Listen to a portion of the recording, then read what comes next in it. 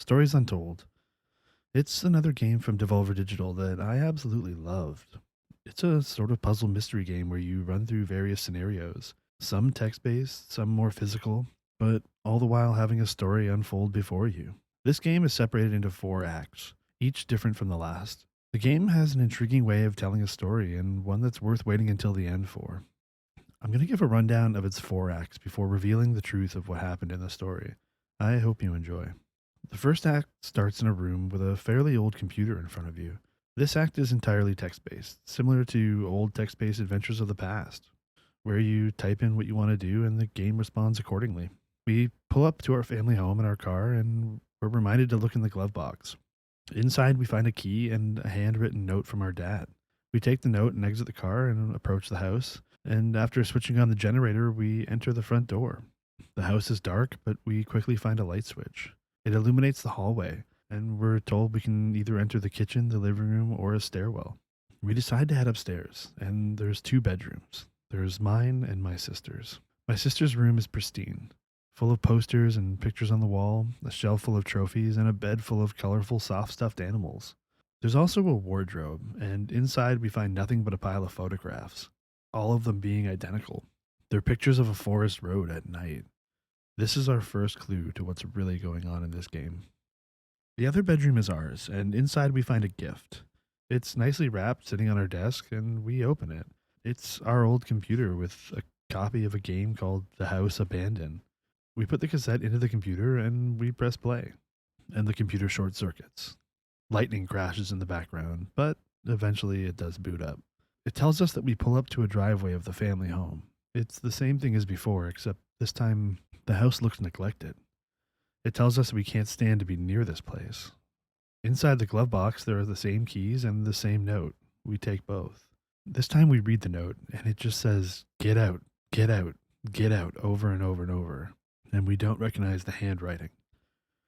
As we approach the house, the game tells us that there's no love here. The grass is overgrown, there's weeds, and this is not a nice place to be. We reach the same generator and turn it on, and in the room that we're actually in, our light springs to life. These are somehow connected. We eventually enter the front door reluctantly, and as we do, we hear a door open downstairs in the game. The house is pitch black. We're told it could not be less inviting, and the note is burning in our hands. We turn on the light, and the walls are falling apart. This house has been neglected. The alarm that's sitting on our computer begins to ring, and in the game, it tells us that we hear an alarm clock blaring upstairs. This can't be, it tells us. We feel a presence in the house, and the note feels disgusting in our hands. We try to read the note, but it's bleeding. We can't read it. We head to the kitchen first this time and find a carcass on the table and some writing on the wall. The writing is written in blood. It says 1986 smeared across the wall. What did 1986 mean? We next head into the living room. It's in complete disarray. It's been abandoned a long time ago.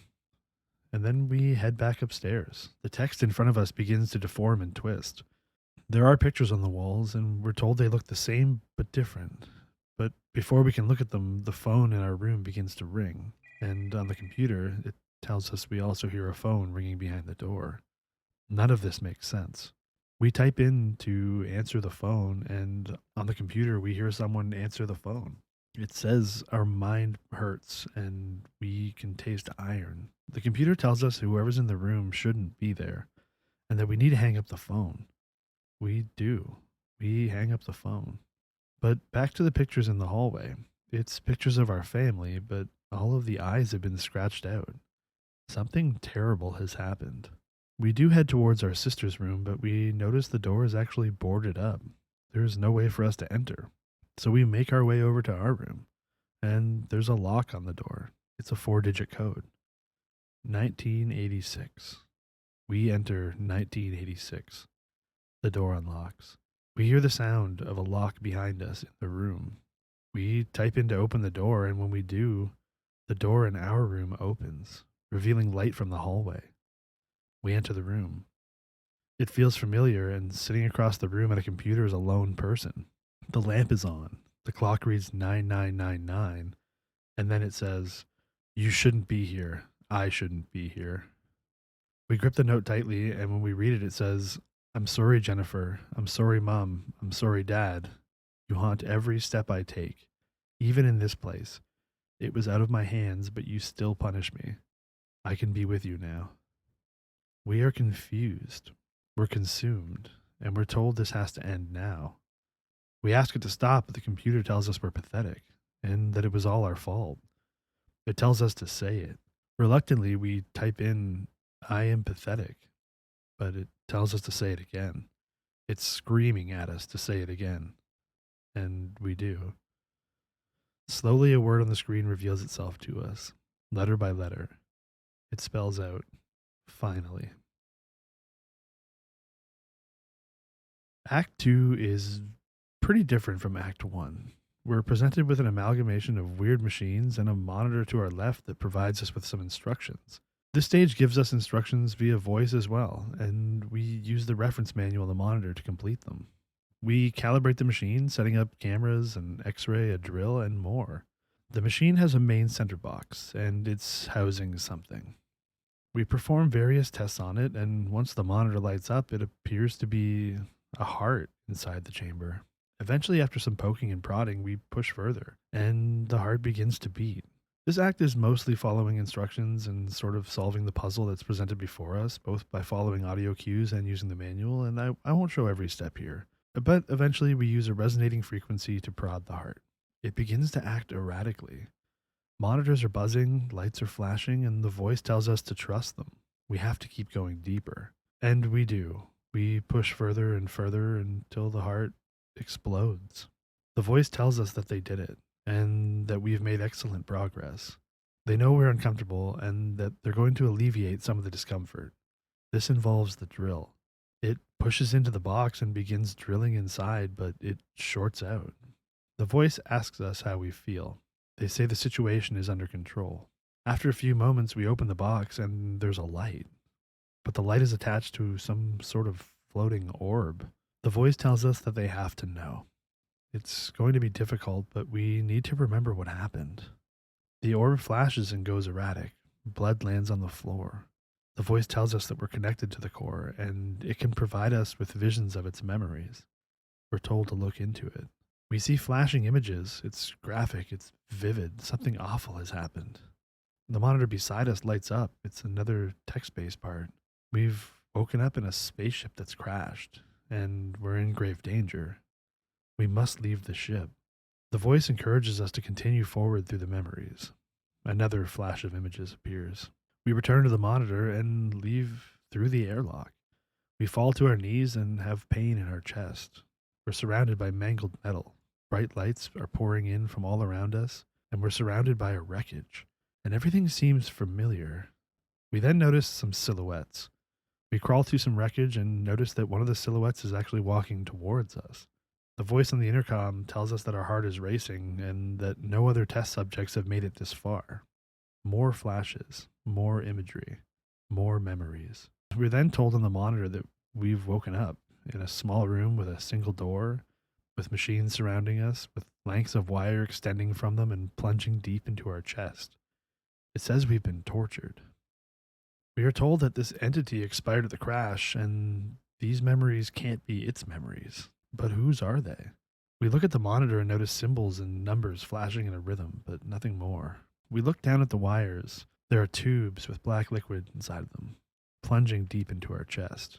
We attempt to remove the wires, and an alarm rings. There's been a problem in the quarantine area. We type in leave, and over the speaker, one of the doctors says that specimen 20 has left lab 15, and that it's on the move. This isn't a memory. It's happening in real time. We look into the orb again. More memories, more flashing images, more imagery. What does it all mean? Back to the monitor. We find ourselves in a room with a device on the table. It says our host knows how it works, that we're interlinked, and the door closes behind us. We look at the device. It's used to allow commanders to commandeer other hosts, and only we have the codes. We're told it's time to use them. We solve a quick puzzle, and our character begins to look around. The orb begins scanning, and we hear the voice on the radios say that the entities are converging. There are more orbs now, and they're all looking at us, staring at us, never wavering, never diverting their attention. until a voice pleads with us to stop and that they mean them no harm. It flashes to black and the voice tells us, "One day, Mr. Asian, this will haunt you." Act 3 opens up in a sort of cabin or outpost. The window outside reveals an extreme blizzard, high winds, snow, you name it. A voice on our radio addresses us as Station 3. Our microphone is broken, so we can't speak back, but we can listen and interact with our monitors. We're told of a situation, and that it must be big to have to involve us. The main gameplay here is solving minor puzzles by adjusting frequencies, and this part is somewhat tedious, so I won't show much of the process. We receive messages and type in corresponding lines of code to decode the signal, and this happens quite a few times. One thing I noticed on the screen of keywords, some of them stood out to me, like the word Jennifer, which is our sister's name, and the word home, amongst others. Something's not right. The voices on the radio seem worried. They haven't dealt with this before, and some of the codes are new to them. They've also received multiple flashing red lights and warning signals. One of the cabins tells us that the generator has failed and they must head out to check on it. And also, we were supposed to get supplies 3 days ago, but there's been no reports of them returning to base, and they haven't arrived here. They were supposed to be carrying supplies for us for the next 6 months. They ask us to check for a distress frequency, and eventually we find one. The supply vessel is in distress. They don't have enough supplies to last out the storm, and they say the storm, or them, has messed with their GPS. Who is them? They say the GPS sent them straight onto the ice, and they just received word that New York has fallen, and that everyone is gone. They say they can see them coming, and we should be ready for them. We lock our door, and another cabin tells us that they are here. As we process more signals, we are told that these messages are a necessity, that they are lifelines of many people, and we have to continue to do our job. One of the voices tells us that they can see something above our cabin, and then bang, something lands on our roof, and it slowly climbs down the side of our cabin. Cabin 2 also hears something on their roof and begins to panic. He keeps saying they are here. Cabin 4 speaks up and asks us if any of us are outside walking about, because we'll get ourselves killed in this storm, except none of us are outside. It's not us. It's something else. We are warned yet again to not go outside. A voice comes on the radio in Station 5. They tell us that Station 6 is gone and that those things just ripped it out of the ground. He's shutting down Station 5 and leaving. He's not waiting to find out what those things were. One of the other cabins tells us that our transmission tower has been deactivated and we're the only one close enough to check on it. We have to head outside. We have no choice. We get ready to head out and then we're grabbed. We're dragged through our cabin and thrown outside. But whatever did it, it's gone. We then trek through the snow and wind towards the radio tower, knowing that at any second, any one of those things could show up and tear us to pieces. We find a couple generators and activate them, hoping for the best. We reactivated the transmission tower, and then this happens. An ominous sound roars over the landscape. Cabin 2 tells us that she can't feel her legs, and that she's tired. She's dying. As we walk back towards our cabin, something stands out. Something that shouldn't be here.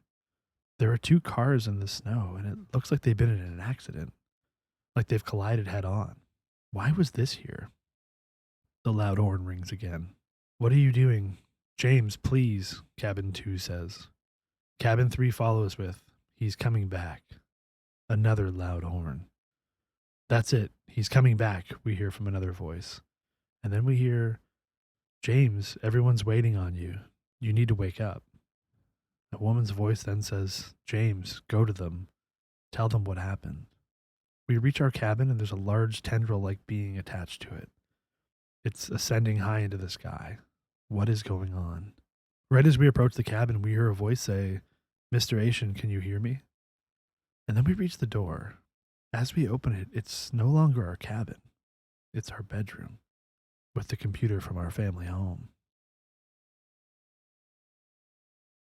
We begin Act 4 with the same intro, but this time it pulls away from a television. We're sitting in a wheelchair. watching the TV show called Stories Untold. It's no longer a game. Our caretaker says we've been here for a while, and it's revealed that we are, in fact, in a hospital. We get brought down to an observation room where we're sat in front of a camera and a tape recorder. We begin recording, and the voice over the speaker identifies himself as Dr. Alexander Leading, and he says we're his patient. It's said that we were in a 2-week coma following an accident, and that we cannot recall the event that led up to the accident. The doctor says that we are combining our memories with our imagination. All of these scenes have been just that, a combination of the truth and fiction. Whenever we get interviewed, we begin to panic, they say, and the doctor says he has to end the sessions early. He tells us it's time for us to remember. Suddenly, the camera turns into another floating pod, and the doctor tells us this is our memory and that we need to look into it. We're suddenly taken back to the weather station. It's told that our family and the doctors would interact with us, using number puzzles amongst other things to help bring us back. This is why we had to solve so many number puzzles. It was our brain in the coma, hearing the stimulus from the outside world. It was grounding us. We're still in the weather station, and we get another frequency to tune into. We're told to type in the numbers of the puzzle, and that we have to see this. But this time, when we look at the monitor to our left, we see a report for a traffic accident. It was fatal. It was a 20-year-old female. Maybe this is what they're trying to get us to remember. Was there a car accident? We did see cars in the snow at one point. What did we forget? The second line that the puzzle gets us to type in says empty whiskey, and the third line says out of control. The image on the screen changes. It says audio archive. Reporting officer NS1 Officer Williams interview, and we play it.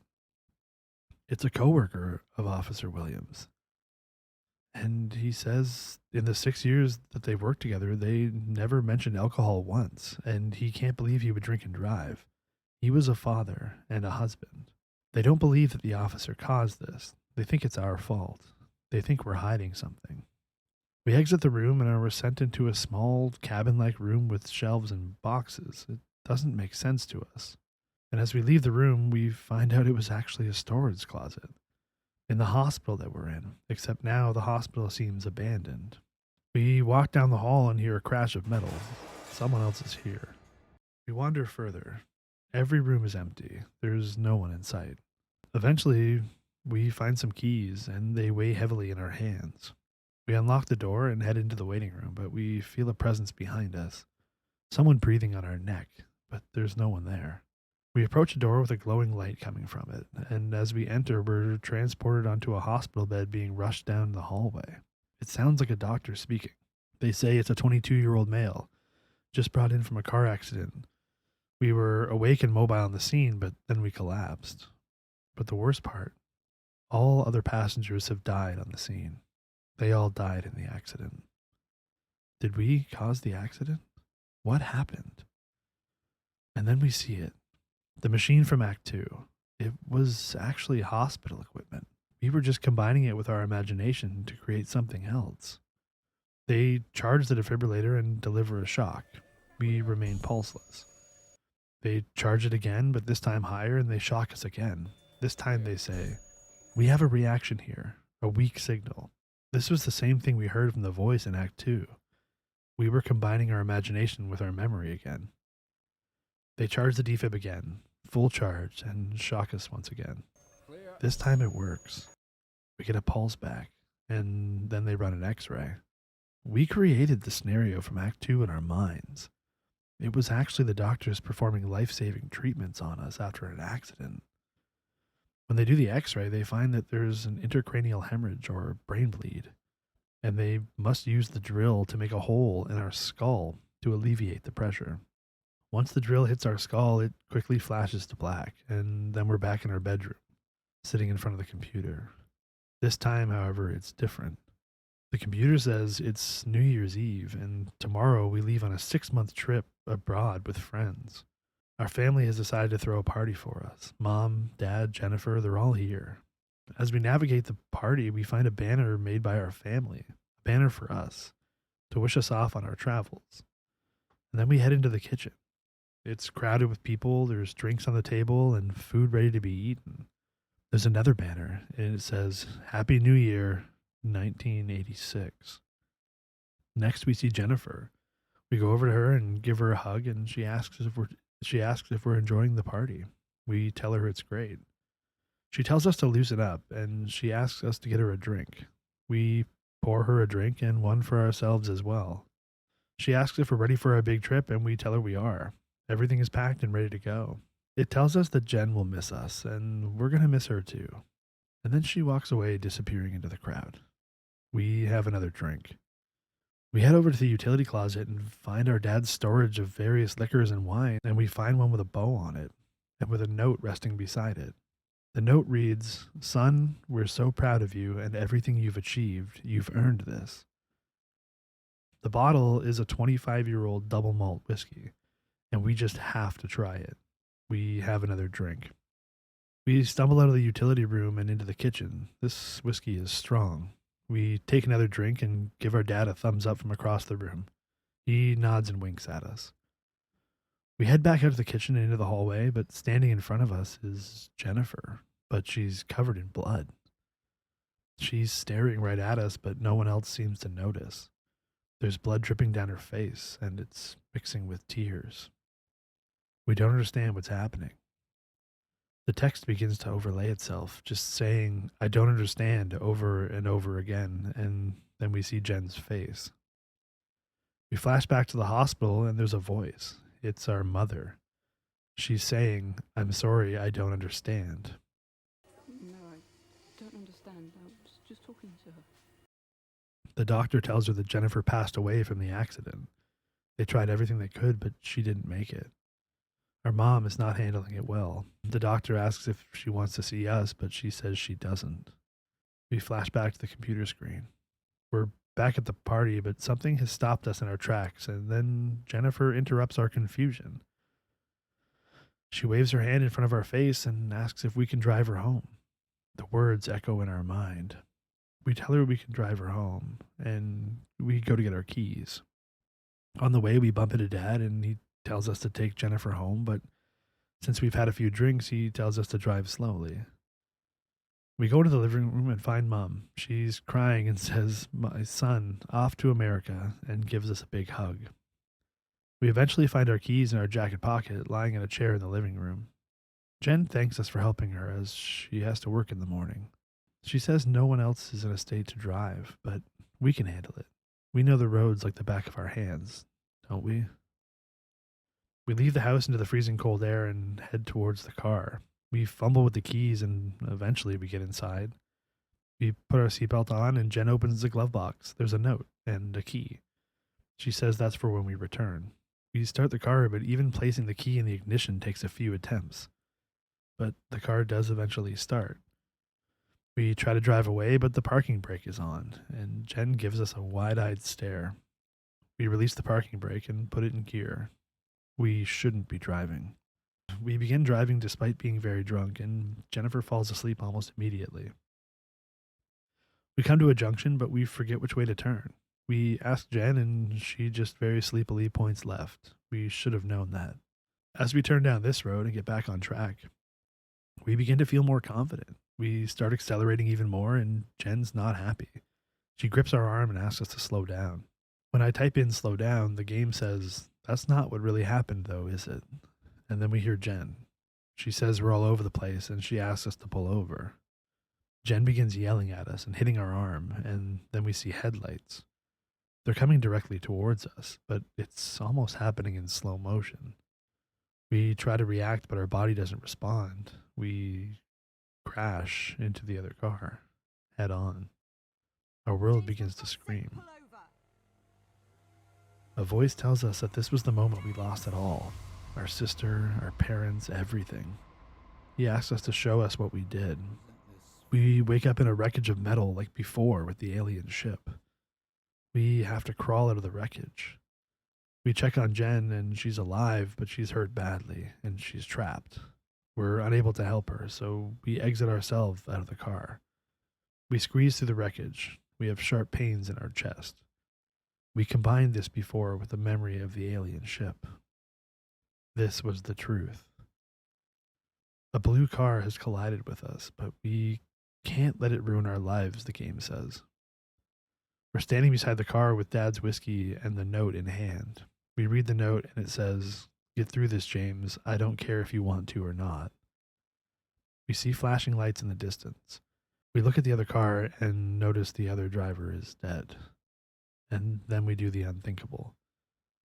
We take the whiskey and pour it over the driver of the blue car, leaving the bottle behind inside the driver's compartment. We've framed the other driver for our mistake. People are beginning to gather around the accident, and we notice a silhouette walking towards us. We approach him, but as we do, our head begins to swirl and ache, and we collapse at his feet. We then hear a voice. It's Jen. She tells us to remember the accident, the poor man, her. It was all our fault. We have to remember. She says we left her there to protect ourselves, and that we planted evidence to protect ourselves as well. We couldn't take responsibility. We have to remember. It's consuming us. She asks us to say it, to tell them. We make our way through the hospital back to the tape recorder. It has to end. We click the recorder, and our doctor confirms that we've told the truth, finally, and that he will tell the police what we've told them. We finally told the truth of what really happened, and that we were responsible for the accident all along. This game has a fantastic way of telling a tragic story. Every act is an amalgamation of our imagination, memories, and real events that led up to a tragedy, a car accident from a drunk driver. We planted evidence on the other driver, a family man, a police officer, all just to save ourselves. And in the process, we lost our sister, our family, our lives. Every machine, puzzle, voice, scenario, it was all based on real moments. We just twisted them so we didn't have to remember. But the truth eventually came out when the guilt overcame us, and we had to tell the truth in the end. Thanks for watching.